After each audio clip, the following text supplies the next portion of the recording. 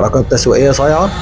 الجزء ال11. بصوا، من ساعة ما بدأنا كونتنت هنا وأنا كنت مقرر إني مش هتطرق لأي حرب من الحروب التسويقية اللي دايرة ما بين البراندات المشهورة زي ماكدونالدز وبرجر كينج وبيبسي وكوكاكولا وطبعا مرسيدس وبي ام دبليو. بس بصراحة الحركة الأخيرة اللي عملتها بي ام دبليو في مرسيدس ما قدرتش امسك نفسي وما اتكلمش عنها. ديتر زيتشا الرئيس التنفيذي لمرسيدس وواحد من ابرز الشخصيات في عالم السيارات. الراجل ده قرر انه يطلع معاش. بي ام دبليو تسكت؟ لا طبعا، جابت واحد نسخه في الشكل من الراجل ده وعملت فيديو تحيه للراجل ده ولمجهوداته. الفيديو بيبدا والراجل بيودع الموظفين في شركه مرسيدس في اخر يوم عمل ليه. بعدها بيركب عربيه الشركه اللي بتوصله لحد البيت. بيوصل بيته، عربيه الشركه بتمشي، الكاميرا بتيجي على جراج بيته والراجل بيطلع من الجراج وهو راكب عربية بي ام دبليو اي 8 الرياضية الكهربائية الجديدة، وبتظهر في الشاشة عبارة حر في النهاية. فيترجم في دماغنا احنا كمشاهدين